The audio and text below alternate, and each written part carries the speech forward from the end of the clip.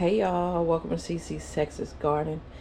Guys, I got a lot of different projects that I have going on today, but I'm going to take you along with a few of them. I did already do my harvest. So these here are all of the blue butterfly pea. Well, not all of them, but a lot of the blue butterfly pea pods. So I'll be able to have some of them because I am about to take that butterfly pea pod thing down. It's time to take it down, and I'm gonna do that. And I have some mustard greens that I harvested this morning. I also harvest some leaves of my roselle and this nice little basket of roselle. These calyxes are so big and amazing. I'm so excited about that. Over here, I have roselle going in my little tray. I did 6 trays the other day. This is another 4 trays here. So I am drawing out a lot of roselle to have on storage for the future. I also have these beans that I harvested yesterday, some okras, and we're going to talk about these okra, guys. When I go outside, we're going to talk about the okra plant. Okay, guys, so we've made it outside. I think first I'm going to show you inside the garden, then I'm going to show you what else I'm doing, okay? My banana leaf, look y'all. Look at that. She finally unfolded and opened up. So I'm so glad about this. This is an ice cream banana. This is what I got from the Plant Exchange. I also have my other ice cream banana that's getting a leaf opening up over there. Let me get inside this garden and show you what I've been doing or what I'm working on. Okay, so I've already been trying to pull it down, but I cut it not at the base, but right above the base where all the vines were coming up. But yeah, this blue butterfly pea, she is going. She has a lot of pods still left that I need to harvest from her. But yeah, it's time to take her down. I don't want wasps or bees or anything deciding to make this a home for the winter. Nope, we want to take that down. So I'm working on that. I also went to the big box store the other day and I got me some more cabbage plants. So I have one here and another one here. I have this eggplants in here, and then I have the collard tree in here. And as you can see, look at that. This is a Japanese white eggplant. And look at that. She's about ready to harvest. And it has a lot more flowers on here. So yeah, taking that down, like I said, cut it close to the base so it can start dying out, and it'll be a lot easier for me to take it down. When I get back here, I also planted some more of the cabbages and broccoli that I got from the big box store in here. I have 3 cabbages in here. I have broccoli somewhere. I planted them. But these are 3 cabbages here. So let me turn y'all around and see if y'all know something that is different. What's missing, y'all? What was here? Yep, my okra. My okra is no longer here. I took them down, took them out. Why? Because I have plenty of okra, and the people that I was bartering with has moved on. I don't know where they moved on to, but and so I have all this extra okra that I was going to be bartering for some barbecue. So now yeah, So I went on and took them out because I have plenty, like I said, in my freezers and the deep freezers and all that. Now I do still have some okra here that I'm sorry, the truck passing by slow. He must be doing something. Anyway, so I have this okra. I know it's leaning. This thing doesn't, let me show you why it's leaning. You see the roots of this? This just went through the pot and the roots are down here. So I don't want to tear the pot up to straighten this plant up. So we're just going with the lean. We're going with the lean. It's still growing. It's still producing. It is kind of on my cabbage over here, but it's all right. It's okay. And of course I have my broccolis right here. Those broccolis, might as well show you while I'm walking over here. So you remember I took that massive head of broccoli off, which I was so excited about getting. So here are the side shoots that I told you that'll start popping up on the side of your broccoli. There they go. And even on that one, because I took that little small head off of that one, they're popping there. This is my Savoy cabbage. Baby girl is getting big. She is starting to curl up a lot more. Her leaves are still nice and big. I have harvested the leaves at the bottom actually for me to cook with some greens. So as she get bigger, I'll probably harvest from the bottom and be able to still eat those. This is my late Dutch cabbage. It's starting to curl up as well. So I took my okra out. Now I have placed okra here pretty much ever since I started doing okra. And every time I do okra, I get root knot nematodes. I know that they are in this soil right here. I know that. Because every time I plant the okra, they, devour the roots, right? Now, the funny thing is when I grow corn here, I don't have the same issue. I don't know if they don't like corn or whatever, but I don't ever have issue with root knot nematodes while my corn is here. But I am ready to get rid of these guys in this area. Now I know I can go online and get the good guy nematodes and all that kind of stuff, which I need to check more into it. I don't really know much about it from what I hearsay, but not as my own personal checking that out. And so what I'm going with is old school way, okay? The old school way is to say if you have root knot nematodes, and I'm gonna show y'all what that is, so y'all be like, Cece, what is a root knot nematode? Especially I know new gardeners is probably like freaking out, like, what is this? Okay, so to get rid of it old school wise is to put mustards in here. Yeah, plants that are in the mustard family, root knot nematodes do not like them. So it's called bio something or whatever. Anyway, technical terms, but pretty much you just plant some mustards in here to get rid of their bad butts, and also marigolds.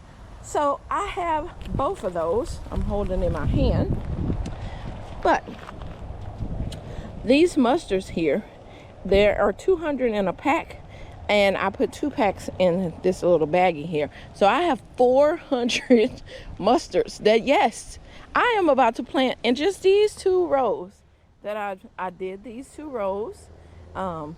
I want to have some space in between to walk so I can tend to these plants here, bring my chair in here and stuff like that.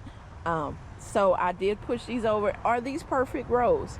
And no, because the plants don't care if it's perfect rows, and I don't neither. Okay, so but I am going to plant 200 in each row of this. Now that doesn't mean all 200 mustards are going to come up, but if they do, your girl loves some mustards, and so does the neighborhood, and so does family members. So I'm good. Okay, so I will be planting 400 mustards in this area, and I also Let me show y'all. Have marigolds. Tons of marigolds. And if you ever planted marigolds, I'm sure you have millions of seeds as well. So what I'm going to do on the outskirts of the little borders where I don't want to put mustards, I'm just going to sprinkle marigold seeds. And so as marigolds get up, I'm going to, you know, and they die out because we are getting close to winter, I'm going to chop and drop them. I need them to stay in this area. Because, yeah. This is going to be marigold central and mustard central, okay? To get rid of those root knot nematodes. All right. I also have with me some carrots. These carrots I got from Gary. And then I have these type of carrots. I'm going to take these carrots and plant them just around in the different beds and different spots. I'll probably just make a trench and sprinkle carrots, just to have random carrots in the beds. You know, most of the beds I want to put some carrots in. So let me show y'all over here. These are the, I ran right into a spider web, y'all. Get out my face. Okay. These are the broccolis that I got from my bestie. When they're little bitty small things, they are starting to come up. I also have a dinosaur kale over there. And yeah, the next project that I'll be working on, which is this. I'm trying to harvest as many beans as I can on here I can have for Thanksgiving and Christmas, so I won't have to worry about that. And then I'm clearing this whole thing out, all the things that's in here, pulling those containers out of there, and using this bed. I don't know if I'm gonna use this bed. I may just keep it for the spring. I may mulch it up, put some mulch on there, some hay, and just close it down. And when spring comes, I'll do it then. Look at that. There's a bean right there. Need to harvest that one. Bees are still working on these loofah flowers. And as they do that, they are producing more of these things, y'all. The more I cut them, the more keep springing up. And I promise you, they're like baby kids. They don't die, they just keep multiplying. And your girl is kind of at the wit's end with these, and I'm ready to them to die out so I can start harvesting more. You know, I'm still working on some that I have drying on the porch.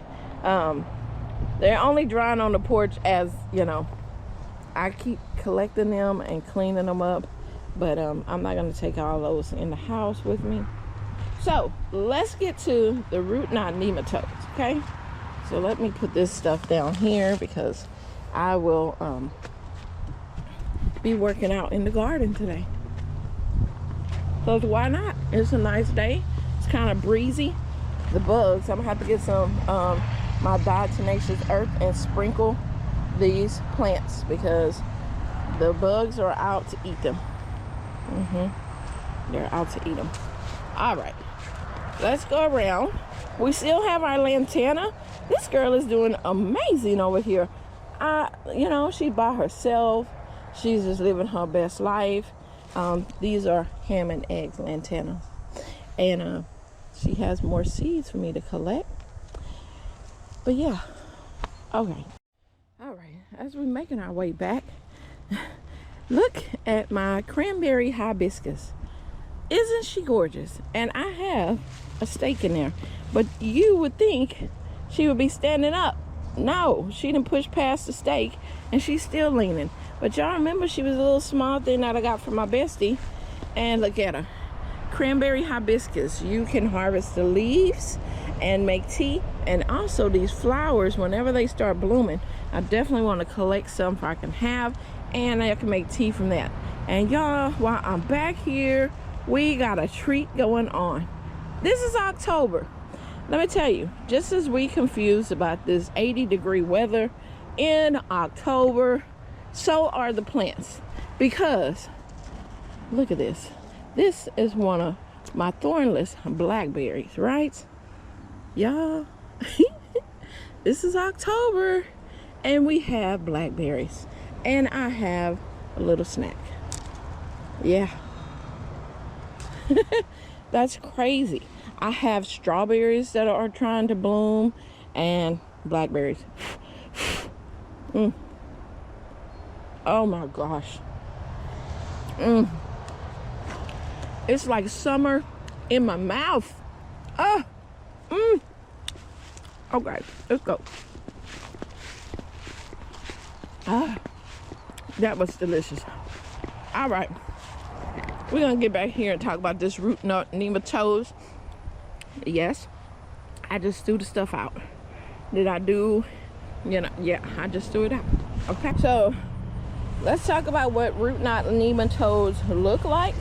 So you'll know if you see them on your plants, you'll know exactly what it is. Now, root knot nematodes can affect any plant besides mustards and marigold flowers and things like that they don't like. But this is root knot nematodes. You see all those knots all on this okra. See? And what happens is that these knots keep it from being able to pull up nutrients into the plant, and pretty much it will kill off the plant after a while. So yeah, you see those? Even the base of it has the knots. Here's another one that you can definitely see. Now, the thing is, root knot nematodes with okra, it really doesn't stop them from producing, because I had an amazing harvest of okra. Matter of fact, there's still okra which were too big. I'm gonna let them go to seed. I'm gonna cut them off, use them as seeds. But okra, usually, I mean, they still produce. Well, I've never had any issues. They have never stopped producing. But it's better to do succession planting. So as your okra plants getting, some months in, go ahead and plant another set of them so that it continues to be a flow of okra coming in, just like I have that plant that's leaning right there. But it hasn't ever stopped my okra from doing its thing. But yeah, this is root knot nematodes. This is what it looks like. Bringing y'all up in close. So if you see this on your tomatoes, on your carrots or things like that, you have root knot nematodes. And either put you some mustard there or something like that to rid them of it. But yeah, now like I said, it was still producing okra. Look at that. It was not stopping these bad boys from producing. This is my longhorn okra, which I'm gonna let dry out and go to seed. And I know some people say, oh, you gotta leave it on the plant for it to go to seed. Not true. Not true. Okra is still gonna dry. As long as it's like at this maturity woody stage that you couldn't eat it, then they're mature enough that you can take them off your plant. You don't have to leave them there. And these seeds are viable because I use the same seeds. So it's not like I open a new pack every year. I don't. I use the same seeds that I let dry off the vine, off the plant, and they still work. Okay? So you don't have to keep them on there the whole time. I thought that at first too, because that's what I've always heard, leave it on the plant. Now I understand some things like tomatoes, you want them vine ripen, but we even know with tomatoes that they're gonna still ripen from the inside out. Okra would be fine. Okay, but yeah, I'm gonna clean that all up. I also went on and took this basil that I had over here out of here. It was starting to die out. It wasn't no bees on it at the moment, so I snatched it out when I got a chance to. Okay, so that's pretty much what's going on in my garden. is I'm gonna plant those mustards. I need to weed eat around here, but plant those 400 mustards in here, plant carrots in the beds just randomly. I'm just gonna, you know, make a trench, drop seeds.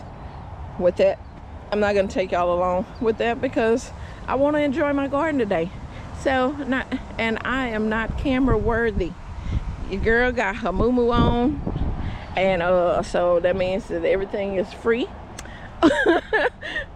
My hair is all over my head, and I don't care because you know what, the garden loves me regardless. They like, look, feed and water us, we don't care what you look like. So but I don't want to be on camera, okay? So I'm gonna get these things done today.